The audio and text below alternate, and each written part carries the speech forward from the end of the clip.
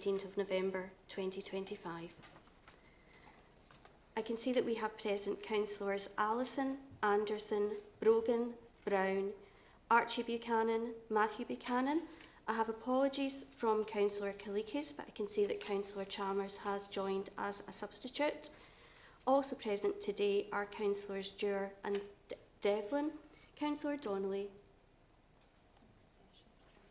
I can see that you have joined Councillor Donnelly. Apologies from Councillor Fagan.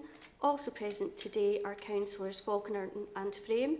I have apologies from Councillor Handybode, but I can see that Councillor Cowie has joined as a substitute. I also have apologies from Councillor Horn, and I can see that Councillor Gray has joined as a substitute. Councillor Horsham, I'm not seeing you present. Also present today are Councillors Hose, Logan, MacDonald, McClymont, Nugent, Ross, Scott, Walker, Watson and Williams. We have a number of officers in attendance, and with that I'll pass back to yourself, Chair. Thank you. Okay, thank you, Elizabeth Ann. If I could just start by noting some congratulations to people. The Scottish Health Awards, could I just say congratulations to all the staff at Blantyre Life who won the Integrated Care Award, and to David Walker Garden's Smart TV development, which was a well-deserved finalist in the Mental Health Award category. So congratulations to all of the staff involved in those services and developments. An excellent service and acknowledgement of that award, and also the COSLA Excellence Awards for the Family Support Hubs. Congratulations to the Family Support Hubs and all the staff, and we thank them. I'm sure the committee would join me in thanking them for their dedication and their hard work, and acknowledge the impact they made and the difference that they make to people's lives. So I'm sure you would agree that the Social Work Committee should acknowledge that. Okay, thank you.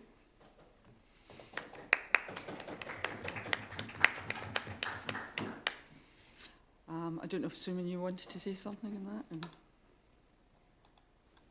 Thank you, Chair, and good morning, members. Just to echo your thanks to the work of our staff, our colleagues and indeed partners. If committee indulge me, members might know there was a football game on last night, so I had the benefit of being there with my son. I have to say, as fun, as exciting as that was, I was much prouder being able to attend both of the ceremonies that the Chair has referred to there, and to see our staff get acknowledged for the incredible work that they did. Some of the colleagues who attended the events did us proud, and the feedback we've had has been incredible. And I think that highlights the fact that their dedication, but also their willingness to embrace innovation and the way that they worked with our families, is now recognised as sector leading across Scotland, and that is not to be taken for granted, particularly given the real challenges that we face across health and in particularly social work and social care. So the fact that we've got dedicated and committed staff who are still able to deliver improvements that's recognised as being nationally leading in those circumstances is all full credit to them, and my thanks to this committee and members for the support you continue to provide them. Thank you.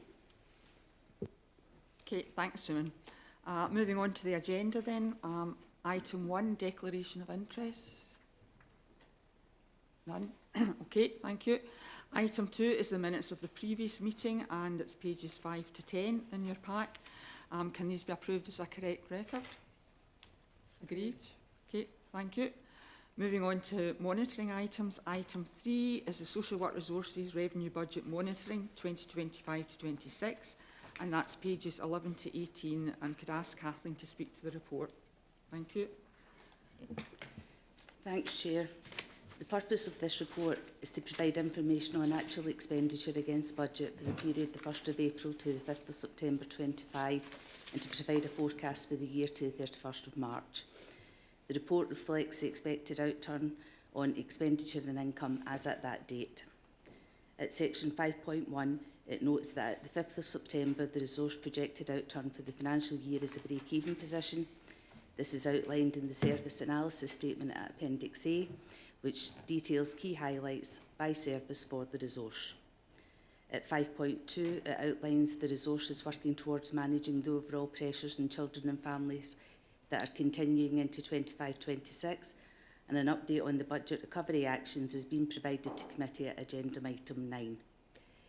Appendices A to F on pages 13 to 18 provide details on the current projected outturn position.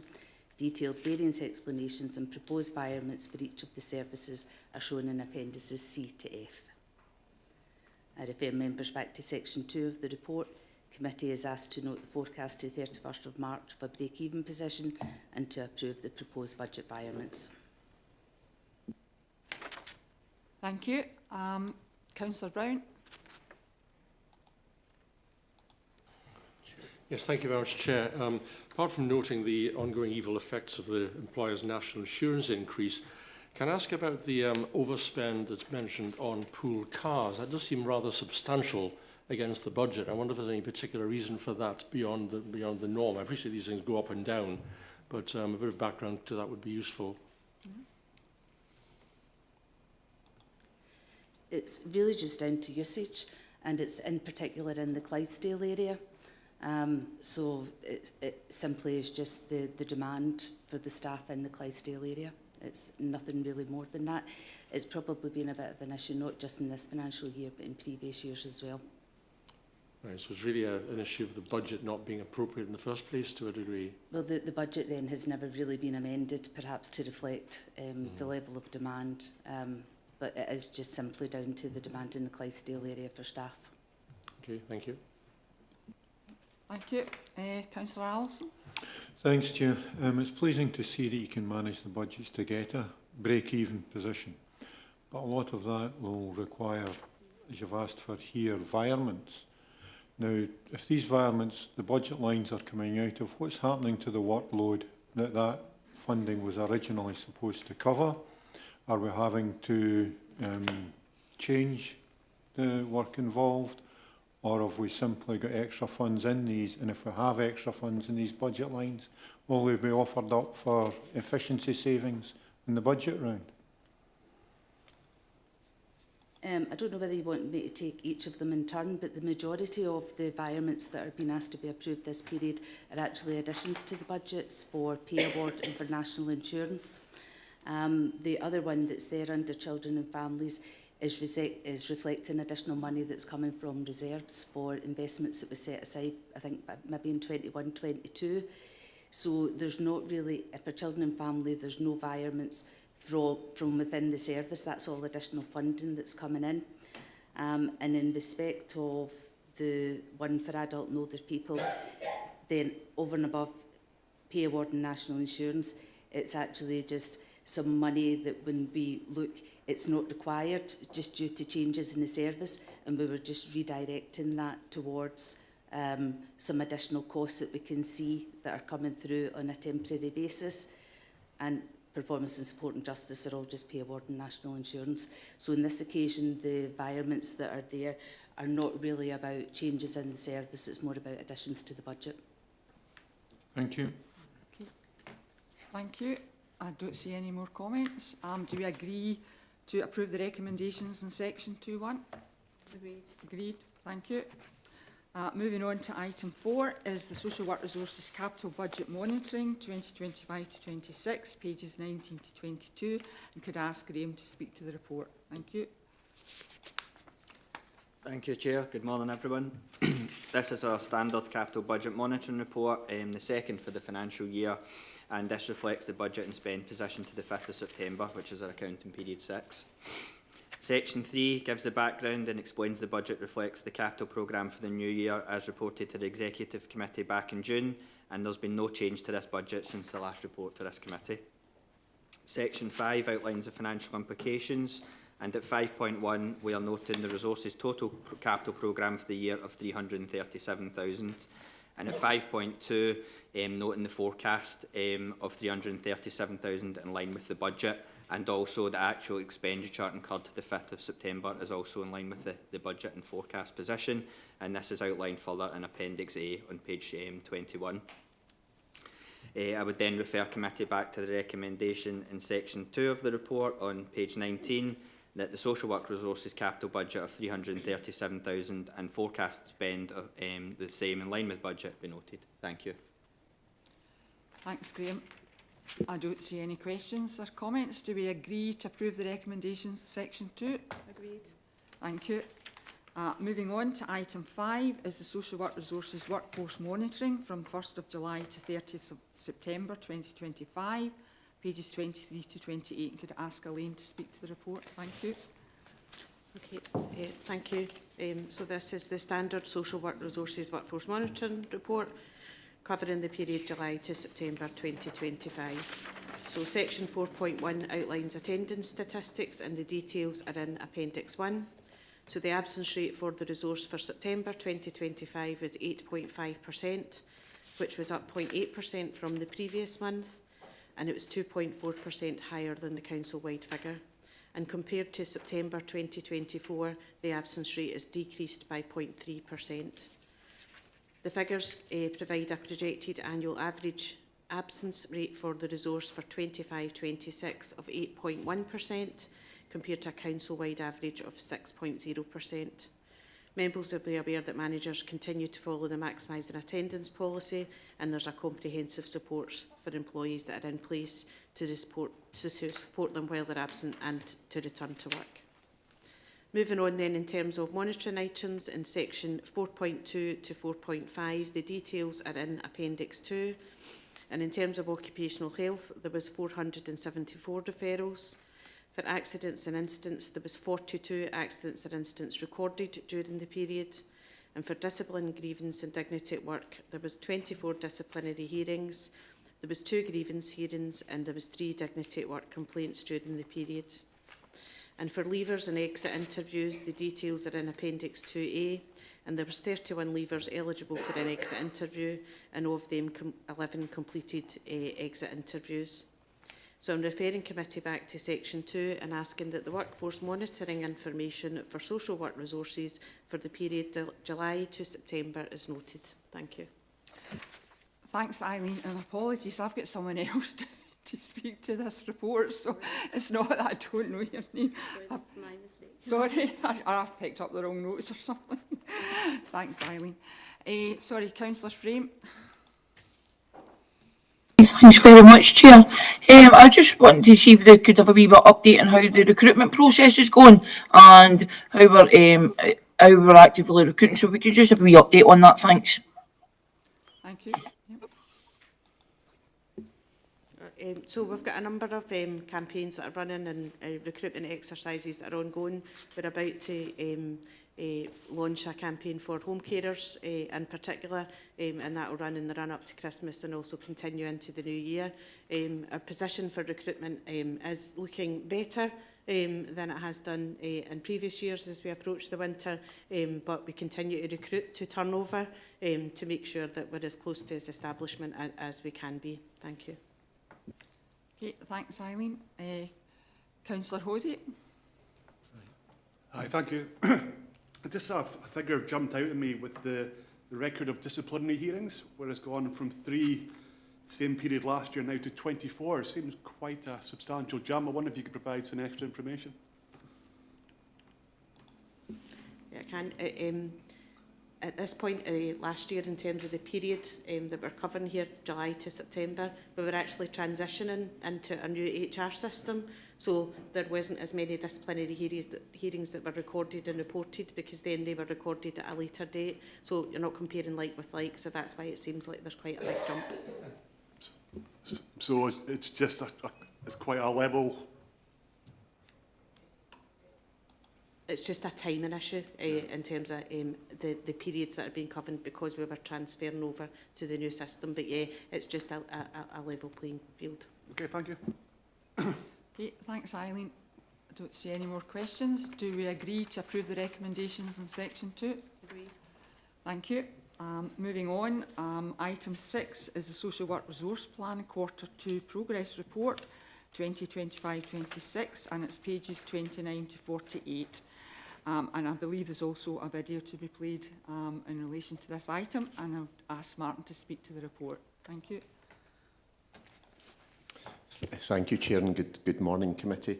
Yeah, this is a standard Quarter 2 performance report covering the period April to September 2025.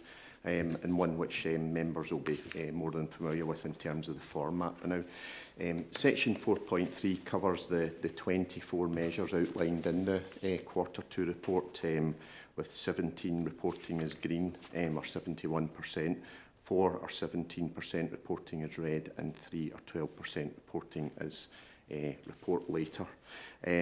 Just turn attention to those red measures. They relate to the recycling of community alarms, CPO unpaid work within five days, and the percentage of people starting their placement within 7 days. And then the final one relates to the new case management system, Liquid Logic, and the implementation of that. Following sections of the report, you'll see there's a number of achievements there. The Director and Chair have already referred to some of these achievements which have happened in the period, and most of them are obviously for noting. So what I'll do is I'll turn attention back to the front page of the report and ask that committee notes the report. But what we're going to do now is just play a short video picking up on one of the examples that the Chair and Director referred to around Blantyre Life. Thank you, Chair.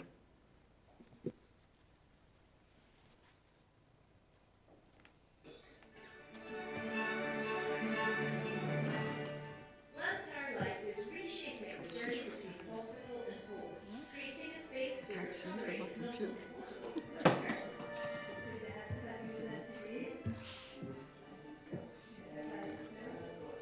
Thanks. This pioneering housing and care campus in South Lanarkshire brings together health and social care professionals, digital innovation, and a deeply compassionate ethos, all under one roof. Blantyre Life Intuitive Care is about people that are maybe not quite ready for home. They are ready for discharge from hospital, but they're not quite there for home, so they come to us for some re-enablement and assessment to see what supports or anything we can put in place to get them home as safe as possible. Whether in purpose-built re-enablement beds or technology-enabled apartments, every resident receives personalised support focused on regaining confidence, independence and dignity.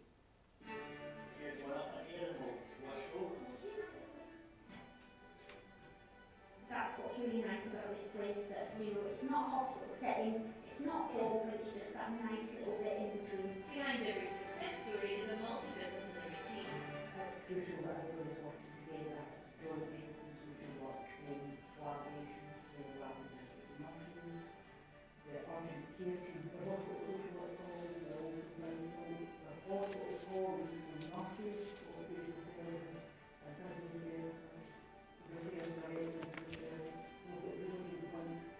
That's been really beneficial because actually now in the hospital setting, right before the OTs and physical front line, that patient doesn't need acute and look at the health benefit from ongoing rehab treatment, and then because of mobility now, the front line, let's contact Blantyre and see if you've got any beds.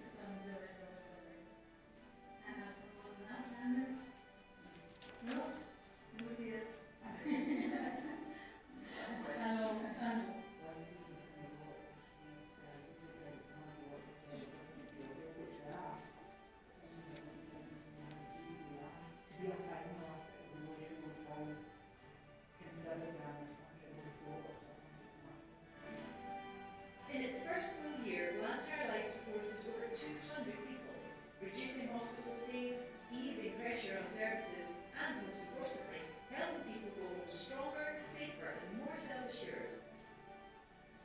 This success is built on true integration, a partnership between South Lanarkshire Council, NHS Lanarkshire, and the Health and Social Care Partnership, with residents and families at the heart of every decision.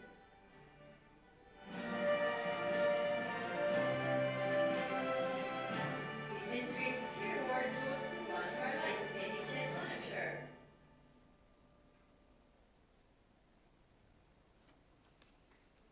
Thank you. Martin, did you want to come in again?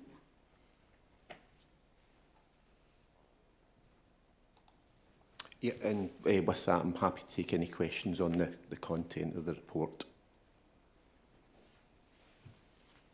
I don't see any questions or comments. Okay. Could I just thank you for the report, Martin, and congratulations again to Blantyre Life and the other services. And do we agree to recommendation 2 in the report? Agreed. Thank you. Moving on to item 7 is the Social Work Resources Register update, and it's pages 49 to 58. And Martin, is that you again? Thanks. Yeah, thank you, Chair. This is a standard risk management risk register report and update to committee. Just to remind committee members, we reported last time in March of this year. So this provides an update of risks and movement in risks since then. So at section 1 of the report, you'll see we document how we approach risk management, etc. It's in line with the corporate model. I would draw just one little point of attention to committee members under 4.2. The heat map and the scoring in the heat map is ever so slightly different to that you'll have saw when we reported in March. So, for example, a 16 is now an amber as opposed to a red, just in case any of you have had an eye to the detail and looking back and seeing what the movement is there. Just in terms of the top risks themselves, you'll see under section 4.5 we document the top risks there. And just in terms of movement in those risks, you'll see market and provider capacity has increased, and that reflects just some of the instability in the market, etc., for health and social care. Winter pressures has also increased, and that's reflective of the fact that we're obviously moving into that period where there's seasonal flu and other viruses and illnesses which can obviously exacerbate illness in the population and also within the workforce as well. Workforce supply has increased from 12 to 16, just to reflect ongoing challenges around recruitment, and information governance has been added as a corporate risk, and reflective of that obviously impacts on social work as well. In terms of other changes to the risk register since we last reported, the corporate risk with regards to the IGB strategic commissioning outcomes has been reduced from a very high to a medium. And similarly, we've reflected that in the social work risk register. The National Care Service risk, which was there previously, has been removed from the corporate risk register, and similarly from our own risk register. And the Care Reform Act has been added as a new risk. Appendix 1 gives a full list of high and very high risks, and Appendix 2 gives the trend and the score over the period. So I turn committee and members' attention back to the recommendation on the first page, that the content of the report be noted. Thank you. Thanks, Martin. I've got Councillor Chalmers. Thanks, Chair. Thank you, and thank you, Martin, for the report. I'm just wondering, I don't recall this happening before, but in the way that we have occasional kind of deep dives and member seminars into risk, for example, in the IGB, I wondered if that was something that we should consider within Social Work Committee, for particularly focusing on children, families and justice, and if that might be something we could do perhaps prior to the next committee report, just so that we get a deeper understanding of the risks and of some of the challenges, but also perhaps areas for risk appetite as well. And I just wonder if that's possible. Thank you. Thank you. Suman, do you want to respond to that? Thank you, Chair. Thank you, Councillor Chalmers. Delighted to. Again, very conscious of the demands on members' time, but from an office perspective, we would welcome the opportunity to provide more detail in the manner that you've articulated. So we'll take that forward. Thank you. Thank you. Thanks, Suman. Yeah, I would concur. It's always been extremely useful when we do that exercise through the IGB. We go through the risk register in a distinctly more detail, and it's very beneficial. So yeah, I would agree that would be a positive activity for the Social Work Committee. I don't see any more comments. Do we agree to recommendation 2 in the report be noted? Agreed. Thank you. Moving on to items for decision. Item 8 is the Enhancing Self-Directed Support Capacity, pages 59 to 64. And could I ask Ian to speak to the report? Thank you. Thanks, Chair. So this report is really seeking permission to invest in our small self-directed support finance team that's embedded within the HSCP. So this small team provides a fairly pivotal role in terms of a range of interfaces, supporting our frontline practitioners around self-directed support, giving them advice and guidance around financial matters, helping establish budgets.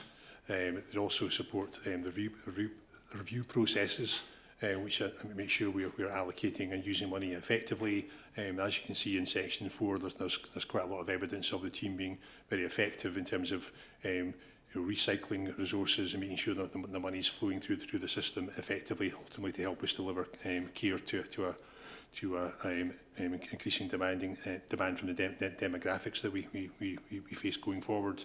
So really what we're asking today is for a small expansion of that team to make sure it's resilient and robust, and it helps to manage the kind of complex range of transactions, including elements of financial recovery, and help that interface between the HSCP and the Council's transactions teams, which is so vital.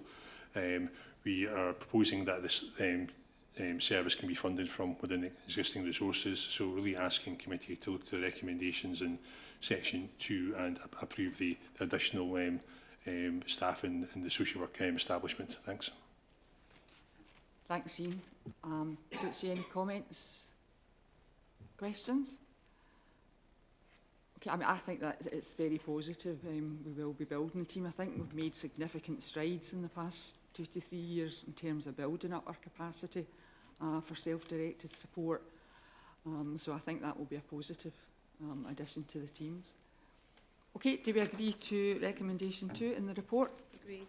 Thank you. Moving on, items for noting: sustaining social work children's services, budget recovery actions, pages 65 to 67. Could I ask Liam to speak to this, and also there'll be a video with this item as well. Thank you. Thanks very much, Chair, and good morning, committee. This is a report that we brought a few times now to the committee. It's about budget pressures within children and families and actions taken to try and address that. Section 3 of the report just gives some background to the previous report, 26th of March 2025.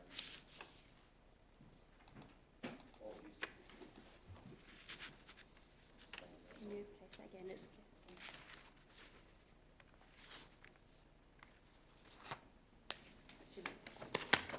Thank you, committee. Apologies for that. This is a report that we're bringing to the committee to update the committee on the social work, children and families budget pressures, but also the budget recovery actions that we're undertaking. Section 3 of the report just gives some background. You'll see that we've got an appendix, Appendix 1, which still identifies that we've got a 10.6 million budget pressure within children and families. It also identifies that with interim solutions, we've got a shortfall of 3.6 million for this year. Section 4 just gives background to the sustainability and value options appraisal screening tool, and we feel it's important to reiterate that, because any decisions we make with regards to the budget will be based on that we still have to meet our statutory requirements to deliver care. Section 5 in the report gives a table at Table 1 which shows the recovery actions that were undertaken in 24-25, and we achieved 6.9 million of a saving. And you'll see within that as well, and we'll elaborate on it, at 6.2 we've got a 1.6 million saving, and 6.1 the report a 4.5 million saving. At 5.3 in the report, it's just to remind the committee that we do have interim solutions, and we've got a budget realignment through the Integrated Joint Board of £7.7 million for the reduction in the pension contributions, and we've got 4.2 million still held in reserves for any future pressures or pressures for this year. In Section 6 within the report, we give some background to some of the work that's been undertaken for recovery, and at 6.1 we talk about the Intensive Family Support Service. You'll see that to date we've returned 4 young people from externally funded placements, which is helping with recovery, and we've got 5 other young people in order to reach the target for the end of this year for 25-26, and we've got 5 young people in the pipeline for that. 6.2 looks at the transition to independent living, the New Futures project with Bernardo's, and we've been successful in returning 4 young people, and an additional 4 young people are targeted, and we're going to see, or hopefully realise, a 1.6 million budget to address that deficit in 26-27. At Section 7 within the report, we're given an update on some future actions that we're looking to take, and we're exploring these. We reported previously about the commissioning and assurance team, and we're currently looking to recruit that, and we're hoping to identify £500,000 worth of savings through that team. You also see at 7.5 and 7.7 two areas we're going to explore. One's modular housing solutions, and that's to support young people in the transition. We're looking at modular buildings within our land or within our estate for young people transitioning. We're also looking at 7.7 Bernardo's Gap Homes with high support, and this is Bernardo's looking to seek out a partner, a local authority partner, to look at gap homes, and we've got a wee video that we're going to show about that as well.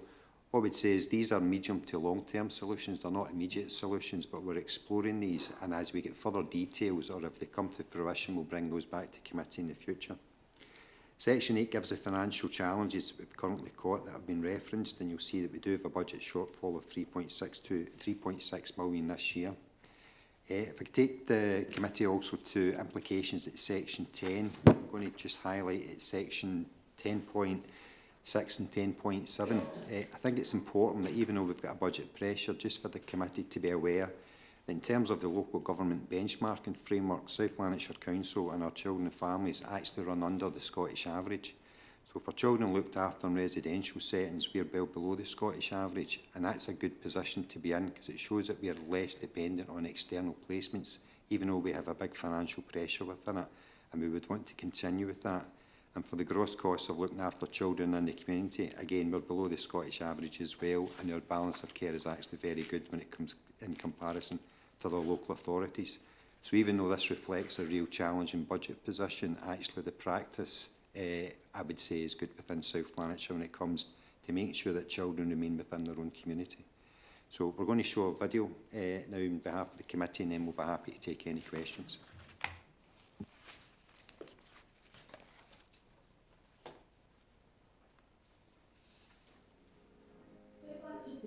An initiative that was designed to help care experiential people transition from the children's houses and their forever homes, using the transition flats as an area where we could help them build on their development skills to prepare them for individual tendencies.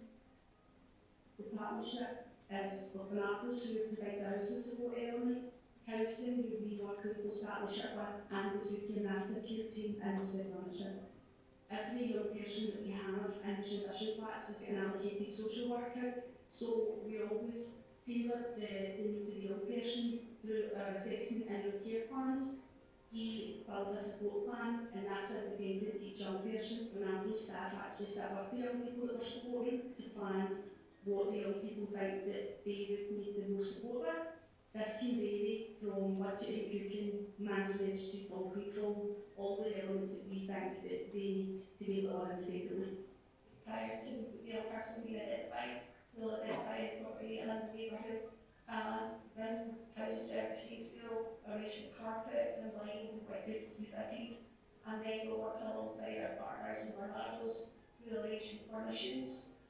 The person will move in, and I'll still be working with them, but maybe not as frontline as Bernardo's, but I'm there sort of for when they need any housing related issues reported, or even if an social crisis, I can assist them with it or support them with that, whatever is required. And whenever we have to do care plan reviews, or if there's any issues or anything we need to discuss, then that's very much between Bernardo's housing and the through care team, whoever the allocated worker would be for that young person. What we are moving into these transition flats, and we used to be in that really busy home. And I don't know what actually did say to me that the first time he goes his front room he was pregnant because he wasn't used to silence. It's just that reassurance and just that stickability that makes sure that we're always in communication and we're always turning up. That's what's making us successful. We are closely linked and speak pretty much daily with housing and the through care team just to keep them updated in how the young person's progressing in the transition plan.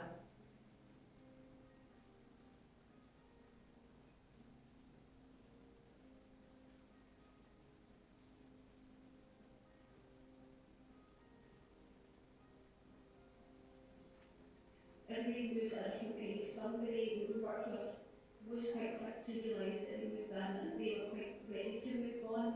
And others are surprised as we thought we've actually had to stay a little bit longer just because it is a big step from living in a home to living on your own. So we move at the pace that's suitable and ready for that young person. And if they are ready for housing and we're all in agreement, and the person just said that this is in agreement, then we identify an intensive one, move for a home, and then we'll help support and move to that.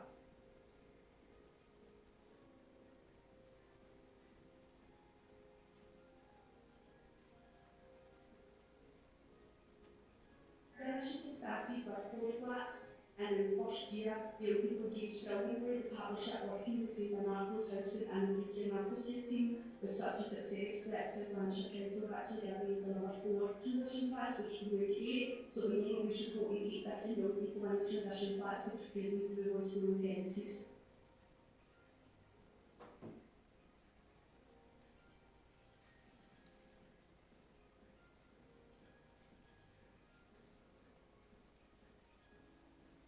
So basically, it's not just a neighbour and a word of a paper that our kids are South Lanarkshire features, and we need to all be there to support them, and it's just been a joy, and I can't wait to see what happens in 2026.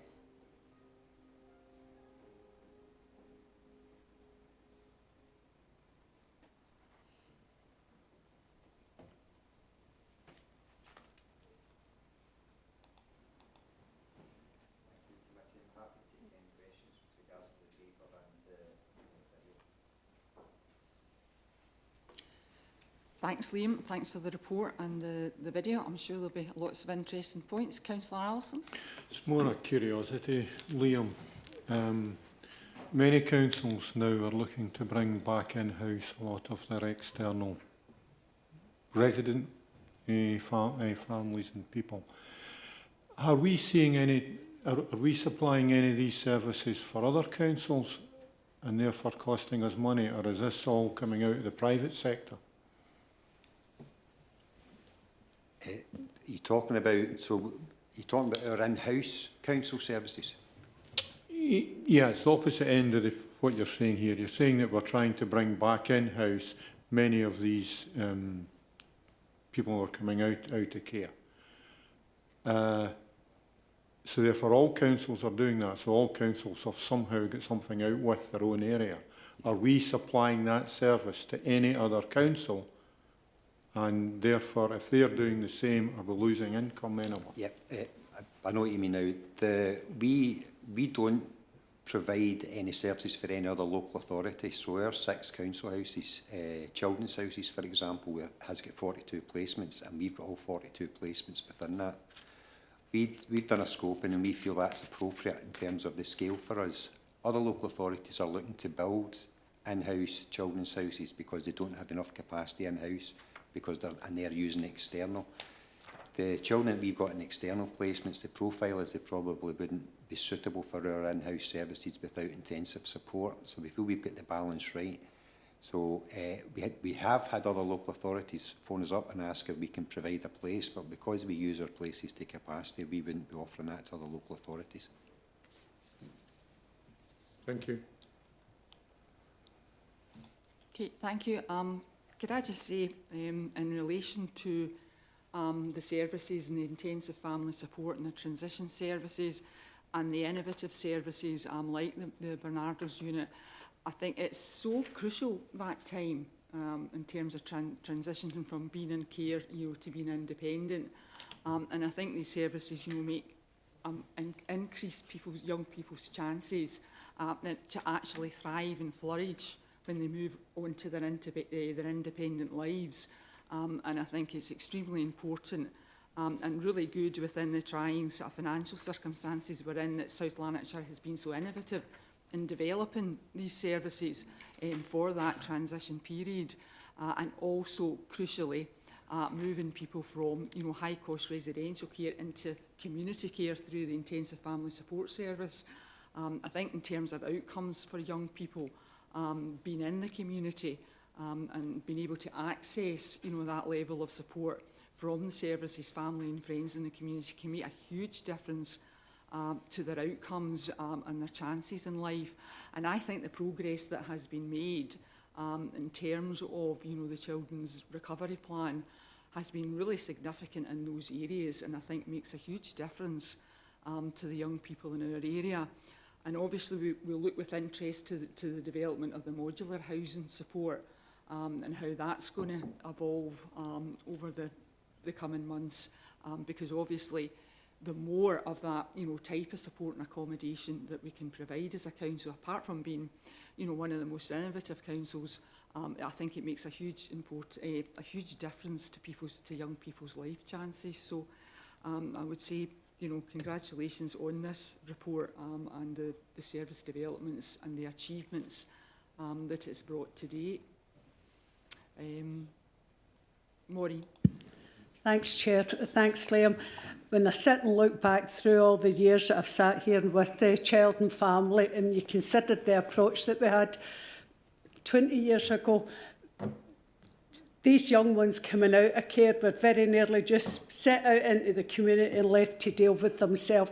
So it's absolutely marvellous to see the supports that are in there so that they don't land up going down the wrong avenues, that they have a really good quality of life, both at now and when they get older. So I have to thank you for the work and the vision of starting these type of establishments. Thanks, Chair. Thanks, Maureen. I don't see any other comments. Do we agree to recommendation 2 in the report? Agreed. Agreed, thank you. Moving on, item 10 is the Winter Preparedness 2025 to 26, pages 75 to 80, and could ask Paul to speak to the report. Thank you. Thank you, Chair, and good morning, everyone. The purpose of this report is to provide an overview of the arrangements that have been and are being put in place to ensure the health and social care services are as prepared as they can be for the winter months. Draw your attention to sections 3 for the background, specifically in regards to the preparations undertaken for winter 2025-2026, building on the learning from previous years. Also, section 4, the overview in regards to the principles that have been identified as central to Lanarkshire's approach, the key actions which are now being progressed, and the specific areas for development. Also within section 4, there's details within 4.11 within the winter vaccine programme and 4.13 specifically in regards to the peer immunisation programme. Section 5 outlines employee implications, and section 6 is the financial detail in and around the report.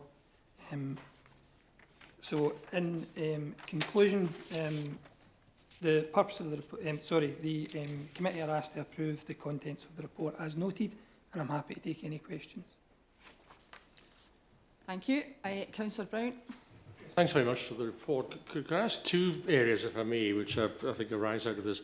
One is the question of vaccinations for staff members. Can you give us an indication of how many staff members are not vaccinated? Do we have that information? Because it seems to me, actually, we have this every year when this comes up. It's quite unacceptable for staff members not to be vaccinated in most of these situations. Do we have any idea of what the challenge is there now? So I do have reports available that can give us that detail, but in front of me just at the moment it's more percentages of staff that we have available. So I know that from this week, in regards to healthcare staff, which includes all of NHS Lanarkshire, the current performance is 23.7% of staff have been vaccinated so far, and the Scottish average for that is 30.5%. And within social care, it's 9.1% of staff have been vaccinated so far, with the Scottish average at 11%. Those figures are obviously dependent on at what time different areas started their vaccination programme. So we would hope that in the coming months the numbers will become clearer in regard to performance against different areas. I mean, my observation on that is, that seems very low, and it's obviously below the Scottish average as well. I appreciate there's a lot of things being done to kind of press that, but out of that was a fairly major thing for managers and what have you to take forward there. And I wonder if that's something we can have further reports to the committee as required, because it does seem to me that apart from the staff, apart from the general point, if you like, the loss of staff time by the people catching infections and things that they shouldn't do. It's quite substantial against a background of difficulty in holding on to staff in the first place, you know. That's an observation, if you like. The second thing was really with regard to GP practices. I know there's a suggestion in the report of more weekend openings and things of that kind, but I mean, for most people, the challenge is actually getting an appointment in the first place. You know, the whole business of the 8 o'clock queue and having to go down and all that and phoning up and what have you. I would have thought actually that tackling that with a more modern telephone answering system would actually help in many practices as well. Are we looking at that in the round, if you like? I mean, I appreciate the weekend thing will help, but at the same time, the problem still remains Monday, Tuesday, whatever. Getting an appointment in the first place for many people is very difficult, and that will throw, I'm sure, a lot of pressure onto emergency services that they could do without as well. Is that not quite a high priority to sort of improve that in all sorts of ways, but not least by the IT potential of better answering machines and perhaps considering pilots with regard to walk-in clinics and that sort of thing? Could I just ask Suman to respond to that? Thanks, Paul.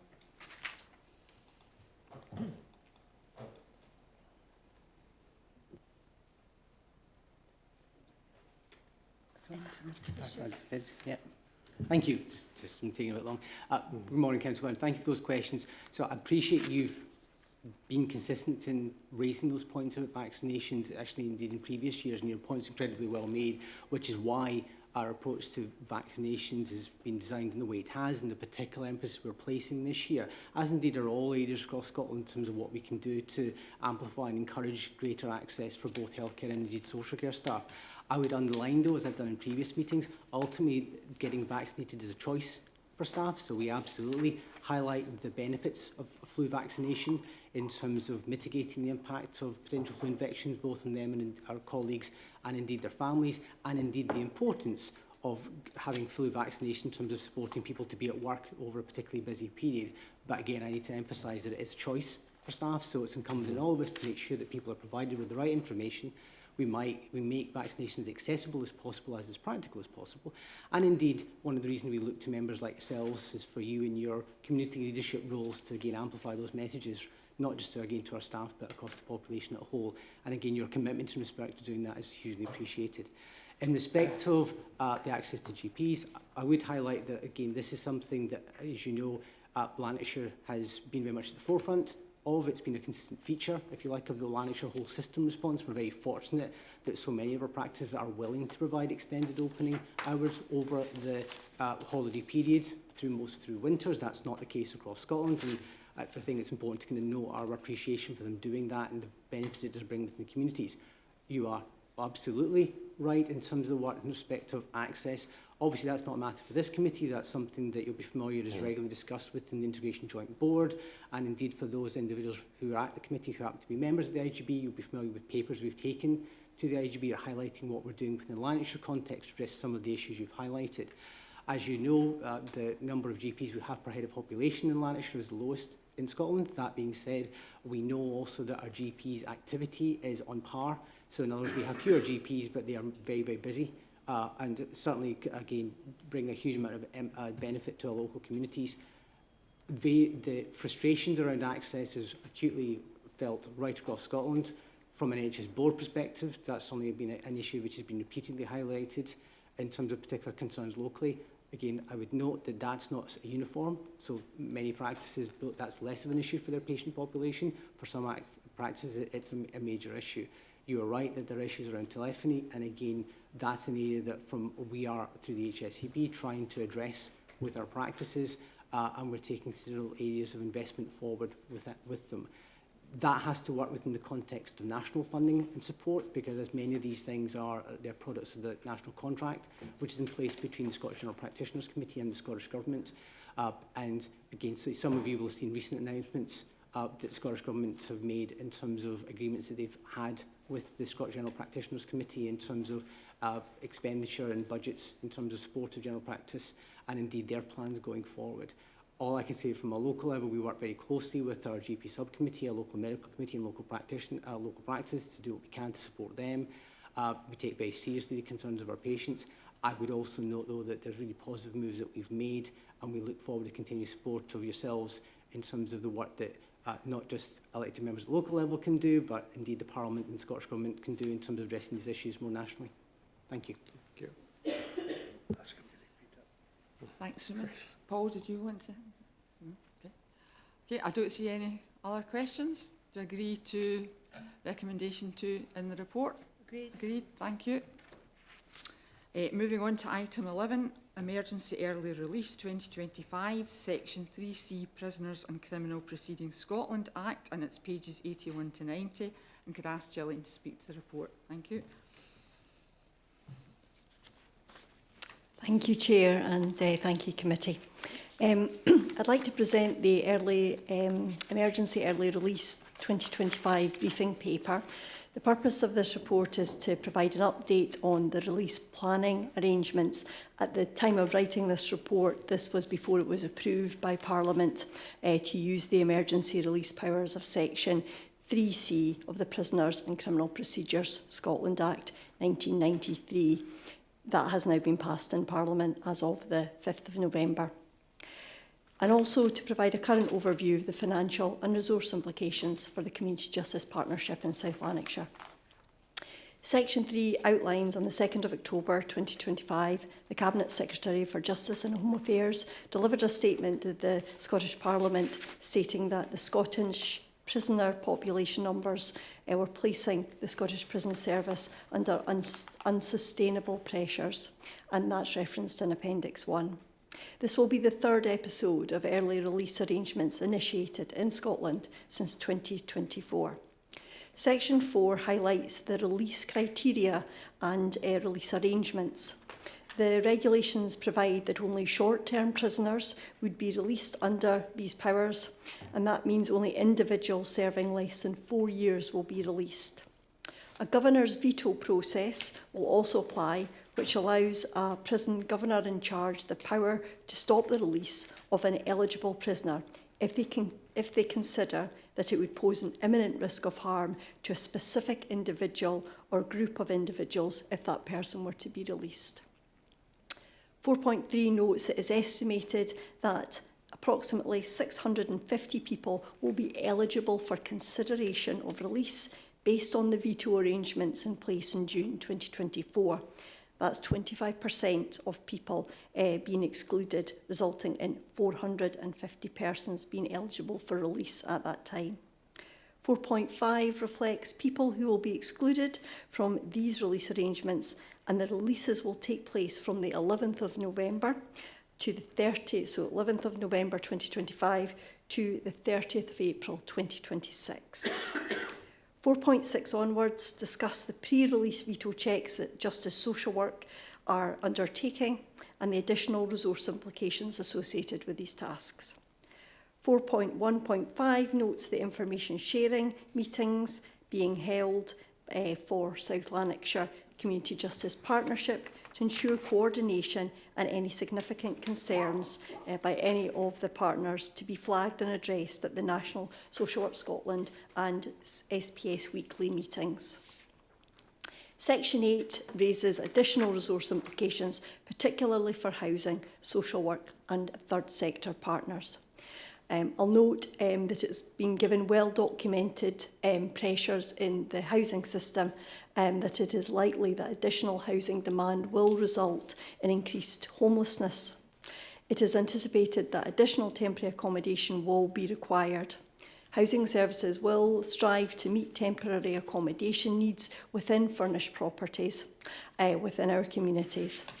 It is likely that there will be a need for use of emergency accommodation such as bed and breakfast at an additional cost to the homelessness service. However, where possible, more suitable temporary accommodation will be identified to support and minimise the negative impact of homelessness on release from prison, including the risk of reoffending. I would refer committee back to the recommendations in section 2 and ask the committee to note the contents of the report, and I'm happy to try and answer any questions. Okay, thanks, Gillian. Councillor Allison?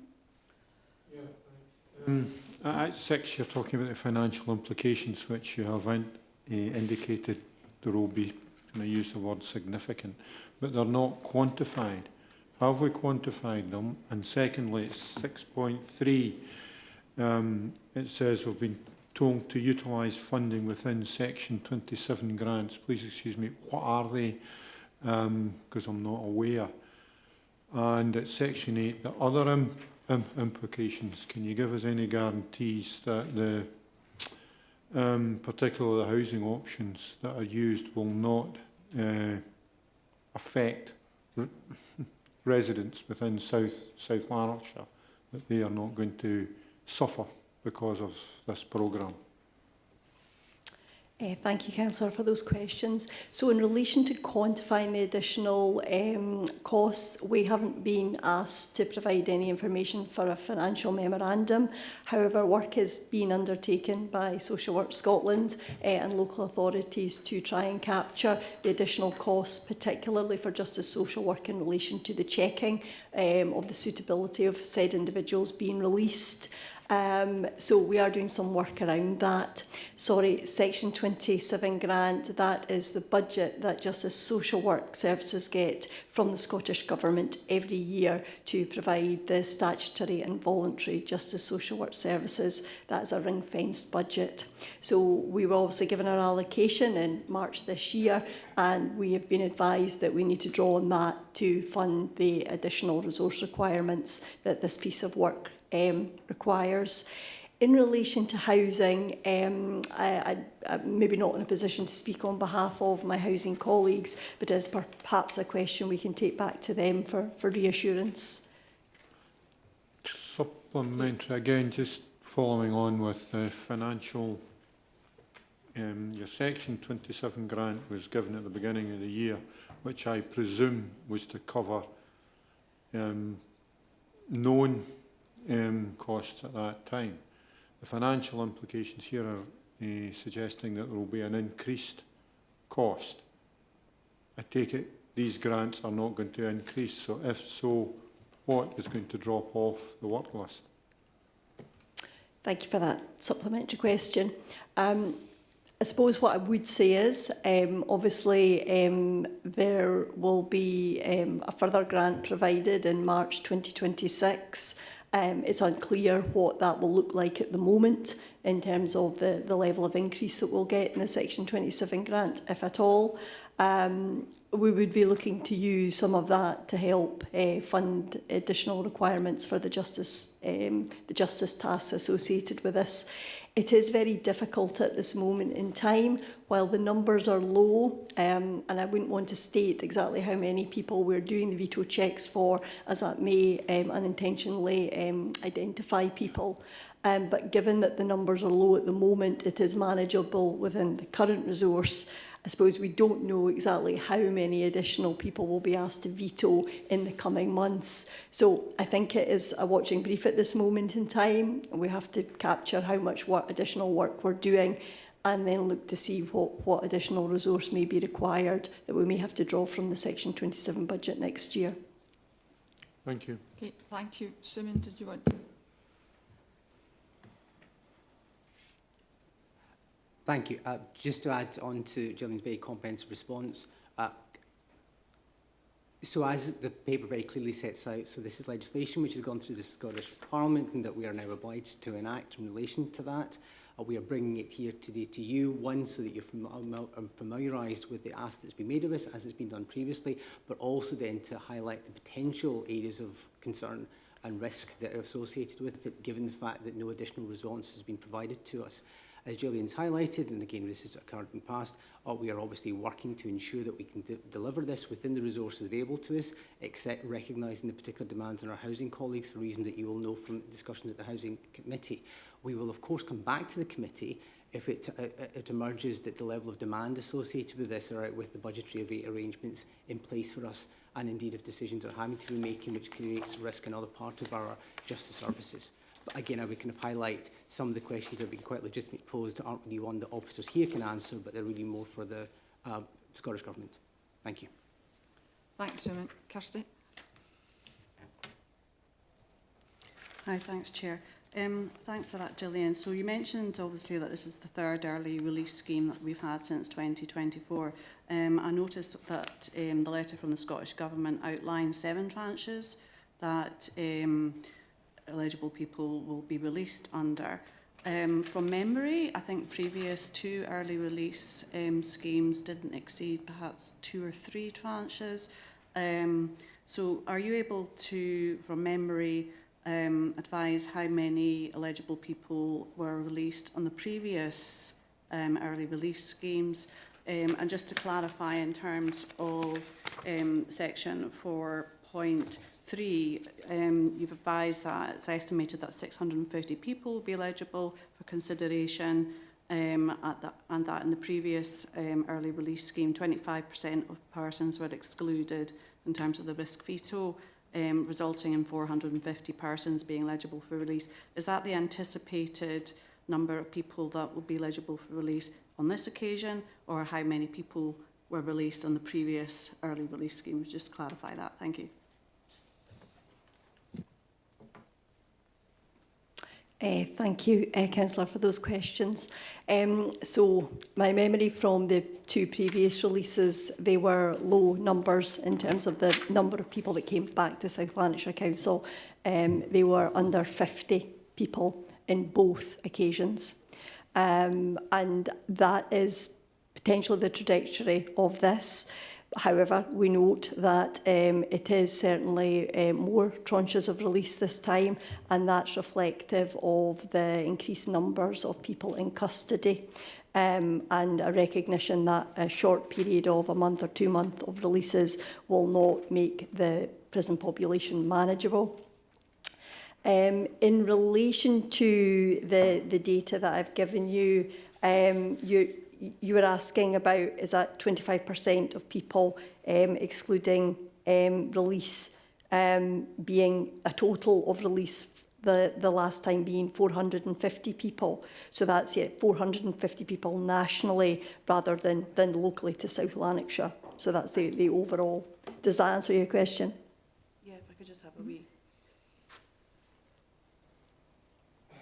Thanks. So based on your estimates then, in terms of South Lanarkshire, this early release, we're looking at 10 times as many individuals being released as on the previous occasion, potentially, are we? It's hard to say. There are more releases, but it depends how many people are excluded from release. We've had the numbers to date that we've been asked to check. There's been quite a high number of people that have been excluded from that, from the release, the eligibility tranche. So it would be hard to say that I think that it's going to be a significant increase to what we've seen released before. What I will say is, though, that one of the lessons that we learned from previously is that people who have had who have not been sentenced at the time of the veto checks at different points in the tranches, who then get sentenced and get a backdated sentence, would be eligible for consideration. I suppose what we don't know is how many of those individuals we would then need to consider. So I suppose I would prefer to come back to committee with more definitive numbers at a later stage, if that were possible, than I suppose to presume at this moment in time. Yeah, thank you, Gillian. Yes, we don't, just guessing just now, because at the moment we just don't know. All right, thank you. Thanks, Gillian. Yeah, I think it's important, as it says in point 4.13, that it's a watching brief and that we're feeding back in relation to any of these issues, both to SPS and to the Scottish Government, because it is difficult to foretell in terms of those numbers at the moment and what issues could arise. And certainly I'd agree with Suman, there's going to be a significant impact on housing.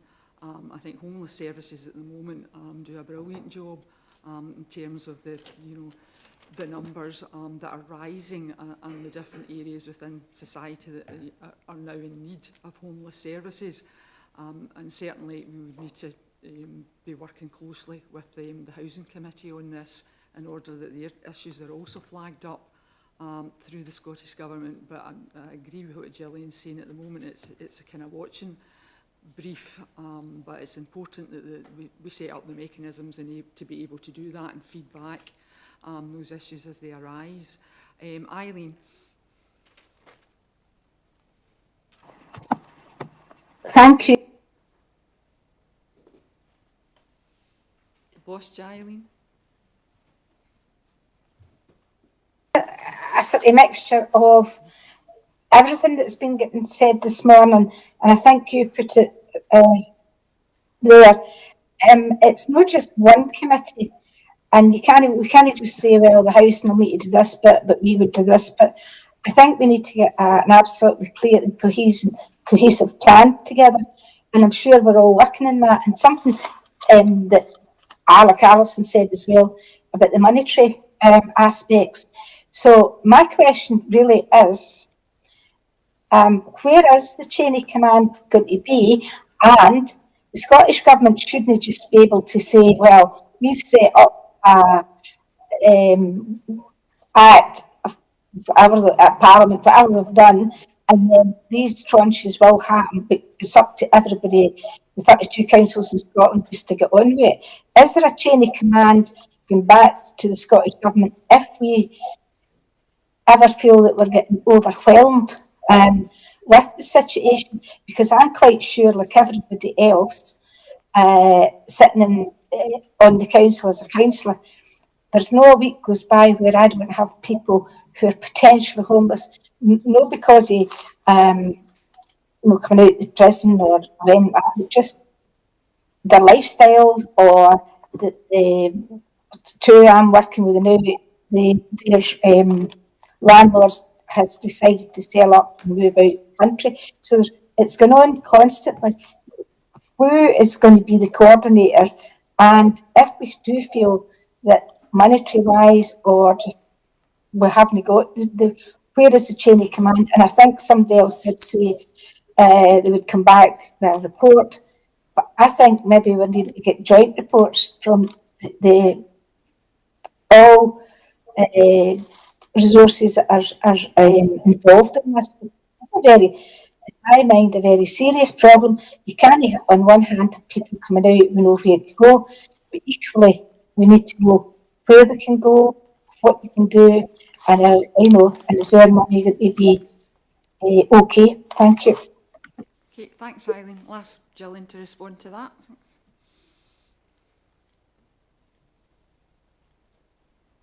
Thank you, Councillor, for your question there.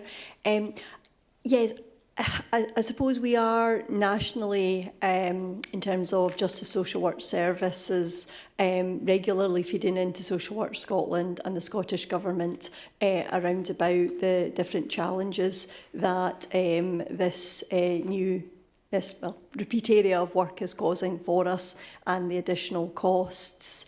We also have the opportunity through the South Lanarkshire Community Justice Partnership to be able to raise with Community Justice Scotland the impact it has for all members. And when I talk about members, I'm talking about third sector organisations as well as statutory.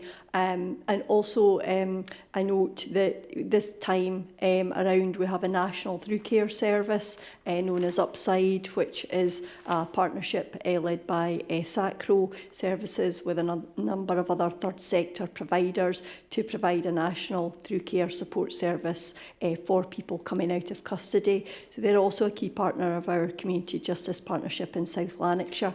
So I think there's good arrangements in place to be able to collate and raise the issues that we're experiencing, both financial and resource-wise. I don't know whether Professor Singupta would like to say anything else on that. Okay, thanks, Gillian. Sumit, did you? Thank you. And to just augment on Gillian's response there. So at a local, in addition to what Gillian has set out, particularly, and I would particularly draw attention to the Community Justice Partnership, from a council perspective, then this would sit across a number of exec director responsibilities and indeed the role of the Chief Social Work Officer. So if the Chief Social Worker felt that any of our statutory obligations were being compromised in respect of this ASCII, that would be highlighted directly by that individual, the Chief Social Work Officer, up through to Council, or in the first instance is more likely to myself and the Chief Executive. Myself and the Director of Housing and Technical Resources are working very closely in that, and Gillian and other colleagues within our housing are liaising regularly in respect of this. So the paper you have in front of us has been agreed with our housing colleagues. It's certainly going forward. We're very happy to. This is a more explicit joint report from myself and Stephen Gibson to make that absolutely explicit in terms of our response. And indeed, in terms of, as I highlighted, as we get a better sense of what this means in practice, because as Gillian's highlighted, at this point there's quite a high degree of unknowns. If there are particular significant concerns that come to our attention, we will of course come back to members, alongside drawing that to the attention of both government directly and indeed through the offices of COSLA. We are very conscious about the potential impact of these developments, and as we've highlighted in the report, the potential implication, particularly for our housing colleagues. That being said, as Gillian's highlighted in the past, we've managed at the local level to address this in a very calm, measured and proportionate manner, and that is our plan at this point in time. If we, however, feel that this is putting an undue burden on the local authority and indeed on our partners, we will absolutely be forthright in articulating that to the Scottish Government, to the Scottish Prison Service, and indeed bringing that to attention to members, both for your awareness and also for your support. Thank you. Thanks, Simone. I think that's important that the links are there between yourself, Criminal Justice, and Stephen Gibson from Housing, and that each section of the puzzle is aware of the impact on the other. And I think that's a very good idea that Eileen had suggested in relation, maybe to reporting on some of these issues jointly, so that you can see the various consequential impacts of it all. Sorry, Eileen, did you want to come back? What was said, I don't think it is an unknown quantity, and we could have very few, we could have, quite a lot, but at this minute in time we don't know. But I think we can't work in silos, so I think it would be wise if we did start to get joint reports in future times, if they were even just to keep us updated. I don't think it should come to one committee and then go to another. I think the resources who are involved should always have a joint action plan on them. Thanks. Thanks, Eileen. Yeah, that's a really good point. Thank you. Councillor Chalmers. Thanks, Chair. Thank you. And can I start by referring members to my register of interest in my COSLA role, where I've got responsibility for this area of work. And I just really wanted to highlight for information that the Justice Conveners Forum meets tomorrow morning, and we'll have a report from Scottish Prison Service, as well as considering the broader issues around this matter. I don't know who in the council represents the council on that forum at the moment, but basically it's a good opportunity to share the experiences of South Lanarkshire Council at a COSLA level, and obviously the Community Wellbeing Board, which meets in early December, cuts across all those issues because it covers housing and other issues too. So both good places at COSLA to share experiences and make sure that the issues that are affecting South Lanarkshire Council, as well as all the other councils, are picked up and shared with partners elsewhere, particularly the Scottish Government. And so Social Work Scotland and DELATRO are advisors to both those forum and that board. So just for information, as another conduit of information and participation. Thanks, Maureen. So is there someone specifically that would feed back to South Lanarkshire around those discussions that are taking place, or are the minutes circulated, or do we have a representative? Or is it you as the representative of COSLA that would feed back? Sorry, Chair, no, I'm the spokesperson, so I chair the forum and the board, but my understanding is that there should be, and I'm not sure who it is, I know it's Councillor McLachlan for Community Wellbeing Board, but I don't know if you get the papers, for example, as lead on justice. It's maybe something for someone to pick up at an officer level as to where those papers come. I don't have any control over that, but I'm just aware that that's a good forum to come together with other people and other councils and share those issues. And obviously, as spokesperson, that provides me with a mandate to speak to the Cabinet Secretary, for example, and take forward any issues. So it's maybe worth just exploring how South Lanarkshire Council's participation in that goes forward. The minutes are available. The minutes are published, obviously, with any papers, and they should be available from the Chief Exec, if not other senior officers.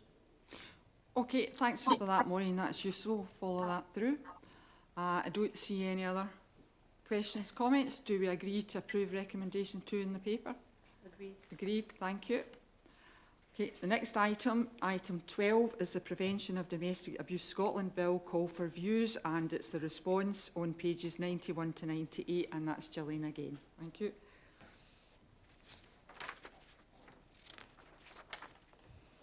Thank you, Chair. Thank you, Committee. We would like to present the Prevention of Domestic Abuse Scotland Bill call for views response paper. The purpose of this report is to inform the Committee of the Justice Committee Stage 1 call for views on Prevention of Domestic Abuse Scotland Bill, the parallel calls for view on the Bill's financial memorandum for the Finance and Public Administration Committee, and the responses submitted on behalf of South Lanarkshire Council. So Section 3 outlines the background, and Pam Gossel, MSP, had introduced a members' bill that included several measures that aimed to reduce incidents of domestic abuse in Scotland. Section 3.2 of the talks to the bill being split into 4 main parts. Part 1 introduces notification requirements for domestic abuse offenders. This means that certain convicted persons must provide certain information to the police. They must also inform the police about changes to their circumstances. Part 2 of the bill requires consideration of whether a person convicted of a domestic abuse offence is a suitable candidate to take part in rehabilitation programmes or services. The offender suitability is to be assessed at 3 separate points: prior to sentencing, while the person is in custody, and prior to their release. Part 3 places a requirement on Police Scotland, the Crown and Procurator Fiscal Service, and charities to ask for information from victims of domestic abuse. This includes requests for the victim's age, sex, disability, and ethnicity. The information would be provided on a voluntary basis. The Scottish Government would also need to publish an annual report on the data gathered. Part 4 requires the Scottish Government and education authorities to promote and facilitate and support domestic abuse education in schools. Section 4 notes the Scottish Parliament Justice Committee is seeking views on the bill at stage 1. The deadline is closed, and that was the 15th of September this year, but it has been confirmed that they would accept a late submission, and this has been submitted, and you can see that in Appendix 1. The Scottish Parliament's Finance and Public Administration Committee is seeking views on the financial memorandum to the bill at stage 1. The deadline for this was the 3rd of October, and that's noted in Appendix 2. The appended responses on behalf of South Lanarkshire Council have been prepared by officers, and following agreement from the corporate management team and the Chair and Deputy Chair of the Social Work Resource Committee, the final responses were submitted to the respective calls for views. I would refer the committee back to the recommendations set out in Section 2 and ask to approve the following recommendations: that the content of the report be noted, and I'm happy to try and answer any questions. Okay, thanks, Gillian. I don't see any questions, comments. Okay, thank you for that report and the response, which I thought was excellent and made all the pertinent points in relation to the principles, but again, recognising there wasn't a lot of new resources attached to it.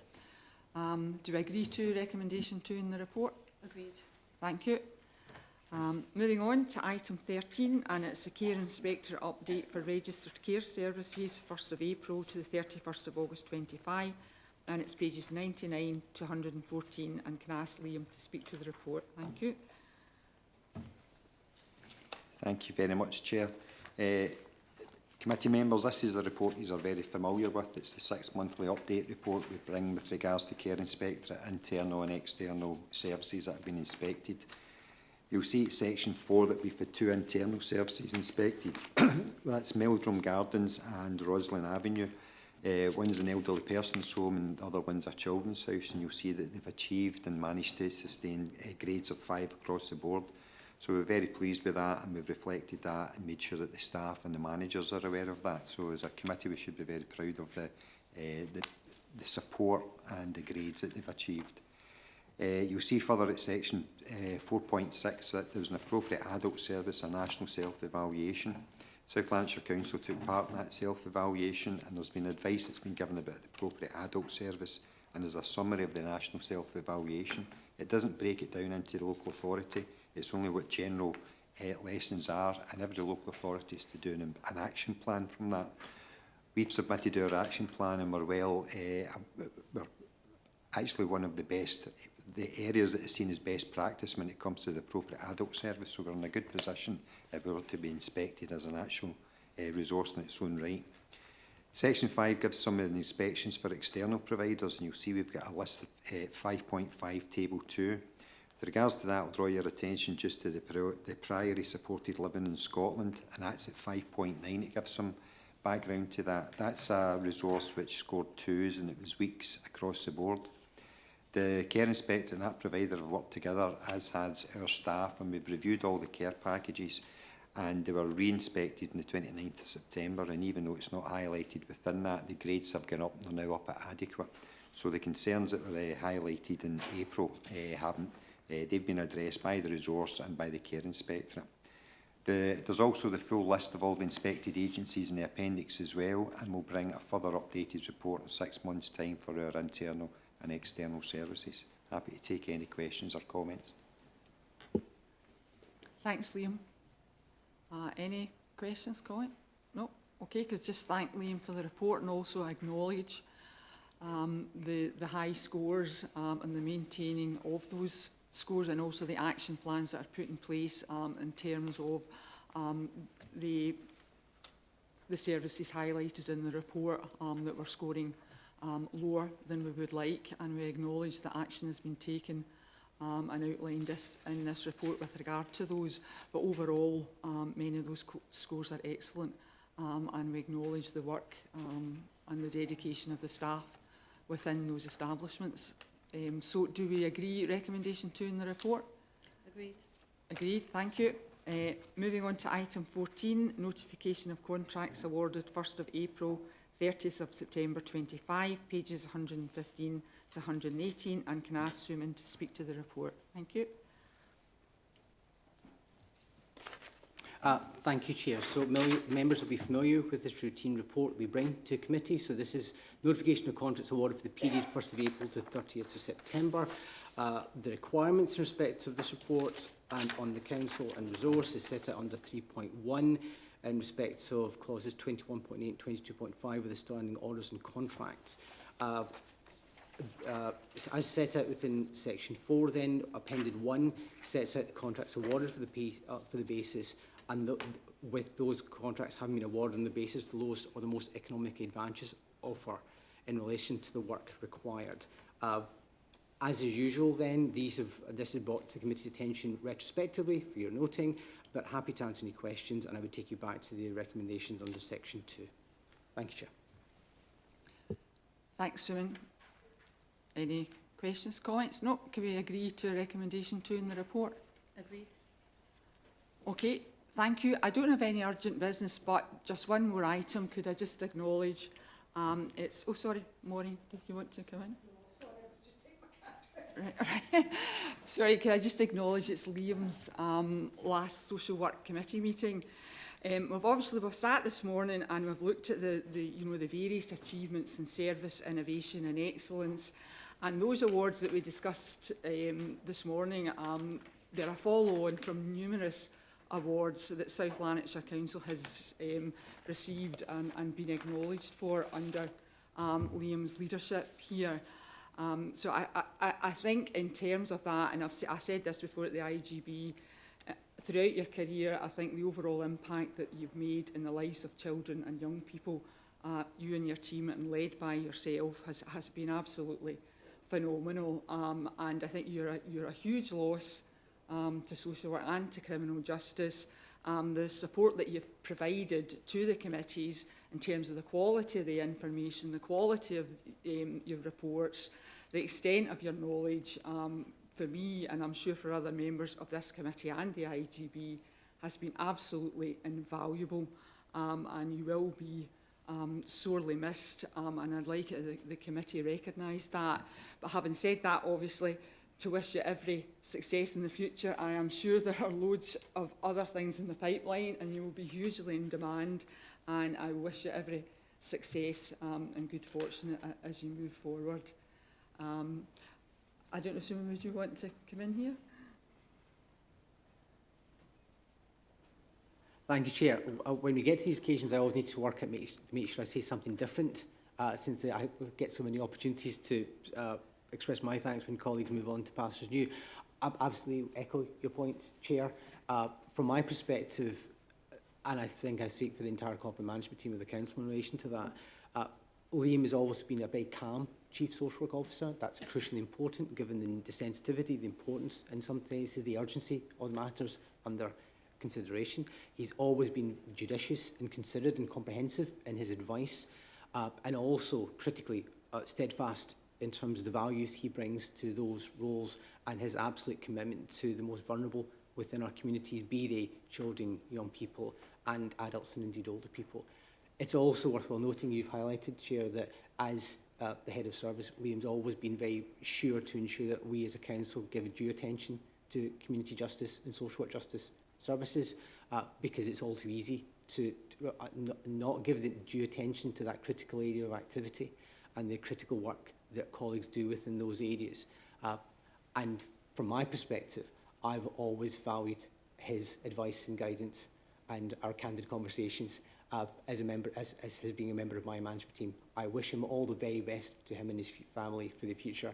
And I should also note, Chair, that I am delighted that we have appointed our new Chief Social Work Officer and Head of Justice, Children's Social Work and Justice Services, who's Anya McRae, who will be taking up post imminently, and I look forward to her joining this committee in her new capacity at its next meeting. Okay, thanks, Simon. Councillor Chalmers? Not enough lot to add because I would agree with everything that's been said so far. Just want to thank Liam for his steadfast leadership over many years, for his professionalism and for his guidance and support and advice, and particularly hark back to the 5 years when we were in administration and worked through some quite tricky stuff. And I had the role of deputy in social work as well as CPP, so I really valued his guidance and support. And the roots of many of the things that we're hearing that are coming to success now were being brought forward at that time. I particularly want to pay note to the period of the pandemic as well, which Liam was a crucial part of that leadership during that period and supporting all of us and what we were doing. So I know that he'll do well. I know that hopefully I was speaking to him yesterday, so hopefully he'll have a happy retirement, but find something of interest to do, and I've no doubt we'll see him again. Thanks, Chair. Okay, thanks for that, Maureen. Liam, did you want? Yep, just to say thanks very much for the kind words. I think it's probably important to recognise as well for as elected members, I don't know if a Chief Social Work Officer is supposed to enjoy their work, but actually I've enjoyed the 9 years that I've been in South Lanarkshire. And I actually say this when we do inductions for social workers. I say to them, you need to go to a committee, go to a social work committee and go to an executive committee when you're actually hearing elected members talking about social work, because you'll hear the dedication and the commitment they actually have to that service. At times they feel that it's not that because they get challenged, or we get challenged as officers, and we should be challenged because, and I always say to people, when we're being challenged, it's because someone wants something better, for it's either their constituent, it's for their community, or it's for a group that they're representing. So as elected members, I need to thank you for challenging us, keep challenging the new Chief Social Work Officer, and us as officers continued as well. It's always, I've always found it respectful, and there's always been a reason for it. There's people, you don't just represent your constituents, you represent your communities, and whether that's the community, if it's about violence against women and girls, if it's about the autism community, or if it's about disability. I've always found that some elected members run with it and run with it diligently, and actually it's their commitment and it's your commitment that actually allows us to do our job. You've got really good leaders and good frontline social workers, home carers, residential workers. That's reflected in the grades that we're getting for inspections. I would ask you to continue to be an advocate for social work going forward, because budget pressures are budget pressures for everybody, but please continue to support them, and thanks very much. Thank you for that, Liam. and thank you for your comments.